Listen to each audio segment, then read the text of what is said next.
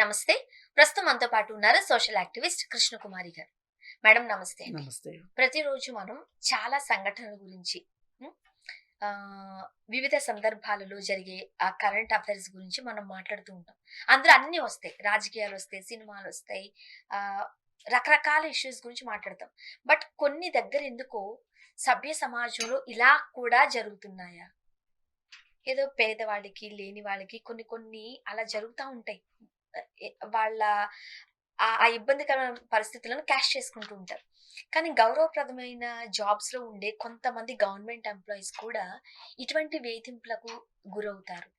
Pithapuram AE గారి విషయంలో చూడండి. కూతుర్ని హింసిస్తున్నారు, ఇబ్బంది పెడుతున్నారని ప్లాన్‌గా మనవడితో సహా వాళ్ళు గోదావరిలో దూకేశారు. మీకేమనిపిస్తుంది ఈ ఇష్యూలో? ఇది కొంచెం సీరియస్‌గా డిస్కస్ చేయాల్సిన విషయం. హ్మ్. ఇప్పుడు వాళ్ళిద్దరూ ఆయన మంచి ఉద్యోగంలో ఉన్నారు. దాదాపు నాకు తెలిసి నెలకు 1,50,000 జీతం వస్తది ఆయనకి. రిటైర్మెంట్‌కి కూడా దగ్గరలో ఉన్నారు. దగ్గరలో ఉన్నారంట. ఈ పాటికి ఎంతో కొంత ఆస్తులు కూడా సమకూర్చుకుని ఉంటారు. కూతురుకి పెళ్లి చేశారు. ఆ కూతురికి ఒక కొడుకు. అల్లుడు చనిపోయాడు. అది ఒక విషాదం ఆ ఇంట్లో. అలాగే వాళ్ళకి ఇంకొక కొడుకున్నాడు. అతను కూడా ఒక ప్రమాదంలో చనిపోయాడు. అది కూడా ఒక విషాదం. ఒకే కుటుంబాన్ని 2 విషాదాలు వెంటాడాయి. ఓకే. ఆ తరువాత ఇంకొక విషాదం ఏంటి అంటే, వాళ్ళ అమ్మాయి ఎవరైతే భర్త చనిపోయిన అమ్మాయి కూతురుందో, ఆమె చదువుకున్న అమ్మాయే. ఆమెకి కొడుకు. ఎంత భర్త చనిపోయినప్పటికీ ఈ చదువుకున్న అమ్మాయి, అలాగే ఓ పక్కన తల్లిదండ్రులు అండాదండలు ఉన్న తర్వాత, ఒక పిల్లవాడికి స్విమ్మింగ్ నేర్పించే కోచ్ ఏడిపిస్తున్నాడు అనే విషయాన్ని ఈ తల్లిదండ్రులు, అది చిన్న విషయం అని నేను అన్ను, కానీ అది మనము ఎదుర్కోగలిగిన సమస్య. అది ఎదుర్కోలేని సమస్య కాదు. అసలు నిజానికి ఇప్పుడు ఎదుర్కోలేని సమస్య ఏంటో చెప్పమంటారా? వీళ్ళు ముగ్గురు కలిసి బాధ్యత రహితంగా చనిపోయారు చూడండి. ఆ బాబు పరిస్థితి ఆ బాబు పరిస్థితి ఏంటి? ఎవరు చూసుకుంటారు? నాకు చాలా ఆవేశంగా ఉంది ఇది చదివిన తర్వాత. ఏంటండి ఇంత మూర్ఖత్వం? ఎక్కడికి వెళ్తున్నాం మనం అసలు? ఇప్పుడు చదువులేని వాళ్ళు ఏదో అర్థం కాలేదు, వచ్చిన కష్టాన్ని అర్థం చేసుకోలేకపోయారు, అయ్యో అని అనుకుంటాం. డబ్బు లేని వాళ్ళంటే అయ్యో పేదరికం, ఎవ్వరూ చేయొద్దు ఇచ్చుండరు, కష్టం మీద కష్టం వచ్చింది, ఆ కష్టాన్ని తట్టుకోలేకపోయారు అనుకోవచ్చు. అలాగే ఒక మంచి ఉద్యోగంలో ఉండి ఒక సోషల్ స్టేటస్ ఉంది వీళ్ళకి, ఒక సోషల్ క్యాపిటల్ ఉంది. అంటే ఏంటి, ఇంత ప్రభుత్వ ఉద్యోగం చేసేటప్పుడు ఈ వీళ్ళకి ఒక ఒక నెట్వర్క్ ఉంటది. గ్రేడ్ కూడా ఏఈ అంటే పెద్ద గ్రేడే కదా మేడం. పెద్ద గ్రేడ్. అదే నేను అందుకే అంటున్నా. ఎందుకంత భయపడిపోయారు? వీళ్ళకి ఒక నెట్వర్క్ ఉంటదండి. అంటే చంపేస్తాము, మనవడిని చంపేస్తాను, కూతుర్ని చంపేస్తానని బెదిరించాడు. ఏమండి, ఏమన్నా చేయనివ్వండి, వీళ్ళెళ్ళి ఎస్పీ ఆఫీస్లో కూర్చుంటే ఏమవుతుంది చెప్పండి? వీళ్ళెళ్ళి ఎస్పీ ఆఫీస్లో కూర్చుంటే ఏమవుతుంది? అసలు ఇవన్నీ కూడా కాదు, ఎస్పీ ఆఫీస్ కాదు, సీఎం ఆఫీస్కి సీఎంఓకి వెళ్ళి కూర్చుంటే, రాజధానిలోకి వెళ్ళి కూర్చుంటే వాళ్ళకి యాక్సెస్ కూడా ఉంటది. ఎందుకు ఉండదు? నేను అదే అంటున్నా, సోషల్ క్యాపిటల్ అంటే అదే మరి. ఇన్ని ఉండగా వాళ్ళు ఎందుకు ఆలోచించలేకపోయారు, ఎందుకు ఇంత అనాలోచితమైన నిర్ణయం తీసుకున్నారు అనే దానికి మనం మాట్లాడుకోవాల్సింది ఏంటంటే, అసలు ఇక్కడ మనం మాట్లాడాల్సింది ఇక్కడ.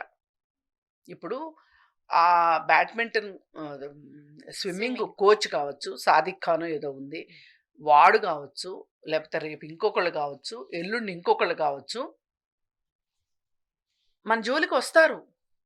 మన చుట్టూ అలాంటి మృగాలు ఉన్నాయి.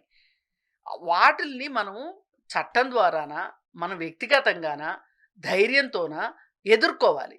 అంతేగాని నేను ఇది పిరికి చర్య అని కూడా అనట్లేదు. చనిపోవటం అనేది పిరికి చర్య కాదండి. చనిపోవటానికే చాలా ధైర్యం కావాలి, బతుకుంటానికే. అయితే ఇక్కడ ఆలోచించాల్సింది ఏంటంటే, వాళ్ళ కుటుంబంలో 2 మరణాలు సంభవించినాయి. కొడుకు చనిపోవటము, కొడుకు అనుకున్న అల్లుడు చనిపోవటము, నా కూతురు జీవితం ఏంటి?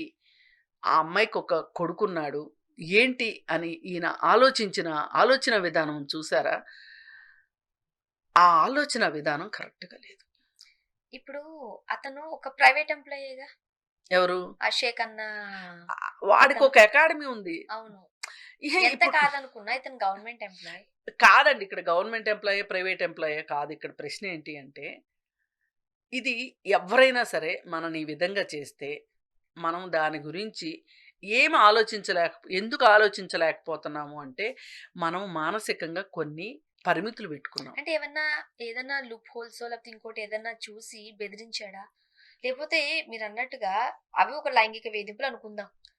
అదంత పెద్దదేముంది. ఇతను ఎదుర్కోగలడు కదా! చిన్న పొజిషన్ కాదు కదా! ఇప్పుడు ఎందుకు ఇంత భయంకరమైన డెసిషన్‌కొచ్చుంటారు? అదే నేనంటున్నా.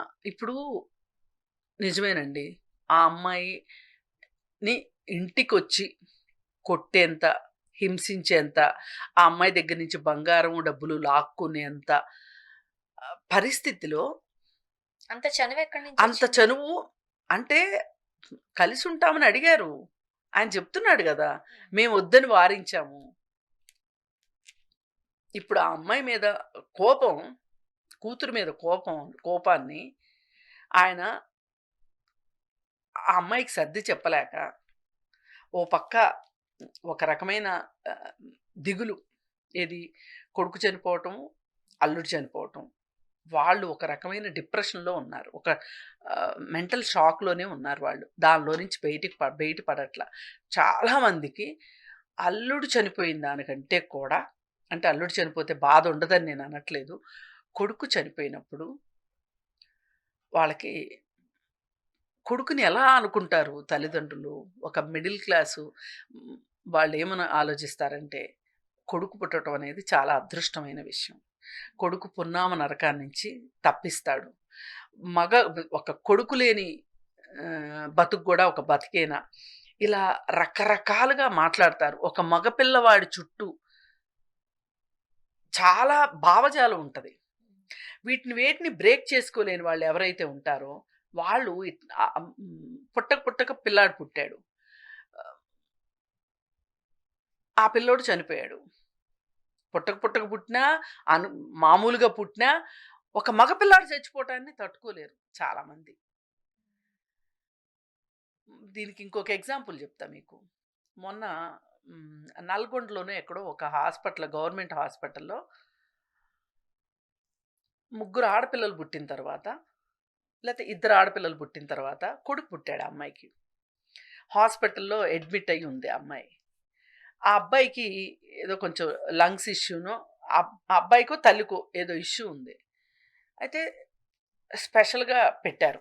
ఆహ్, ఆ చైల్డ్‌ని. బాబుని. అయితే ఈ అమ్మాయి హాస్పిటల్ ఆవరణలో ఏదో ఒక తుండు లాంటిది తీసుకొనెళ్ళి చెట్టుకెళ్ళి ఊరేసుకుంది. కొంత పోస్ట్ పార్టమ్ సైకోసిస్ ఉంటది. ఇంకొంత ఇన్నాళ్ళు ఆ అమ్మాయిని ఎంత వేధించుంటారు మగపిల్లాడిని కనలేదని. ఆ అమ్మాయి అలా చనిపోవటం బాధాకరమైన విషయం. ఇక్కడ ఈ కేస్‌లో కూడా క్లియర్ కట్‌గా ఇవాళ మనకి ఎన్నో అవకాశాలున్నాయి. ఒక ఒక వేదంలో మనం ఉంటే 100కి కాల్ చేసుకోవచ్చు. 181కి కాల్ చేయొచ్చు. ఇప్పుడు ఆంధ్రప్రదేశ్‌లో ఏమేమున్నాయో నాకు ఐడియా లేదు. ఇక్కడ ఇక్కడ దాదాపు అన్ని చోట్ల అవే ఉంటాయి. Help lines. అలాగే భూమిక హెల్ప్ లైన్ అని ఉంది. మరి ఇంతమంది ఉండంగా వాళ్ళు ఎందుకు ఎవరి మీద నమ్మకం లేకుండా పోయారు? వాళ్ళు ఒక రకమైన పూర్తి నిరాశ, నిస్పృహలోకి ఎళ్ళిపోయారు వాళ్ళు. కొడుకు, అల్లుడు చనిపోవటంతోటి, కూతురు చెప్పిన మాట వినకుండా అతనితోటి ఉంటాను అని అనటం. అతనేమో దాన్ని సాకుగా తీసుకొని ఆ కుటుంబాన్ని వేధించటం. ఇది ఏదైనా సరే వీళ్ళు సరిగ్గా డీల్ చేయలేదు అనిపిస్తుంది. పైగా వీళ్ళు ఎవరినన్నా ఆశ్రయించి ప్రభుత్వ ఆహ్, పోలీసుని కావచ్చు, లేకపోతే భరోసా సెంటర్ లాంటివి కావచ్చు, ఉమెన్ కమిషన్ లాంటి వాటిలు కావచ్చు, వేటినన్నా ఆశ్రయించి వీళ్ళకి ఉపశమనం దొరకకపోతే ఆశలన్నీ కోల్పోయి చేశారన్న అదొక అర్థం ఉంది. అందుకే ఖచ్చితంగా వాళ్ళు ఒక మానసికమైన ఆహ్, హ్మ్, సరి అయిన మెంటల్ కండిషన్‌లో వాళ్ళు లేరు అనేది అర్థమవుతుంది. అందుకే చాలా సార్లు మనం మాట్లాడుకునేటప్పుడు ఎన్నో సార్లు కొంచెం నాది చాదస్తంలాగా అనిపించొచ్చు చూసేవాళ్ళకి గానీ, మానసిక సమస్యల్ని డీల్ జేయటం గూడా మనకు రావాలి. Well being, mental well being.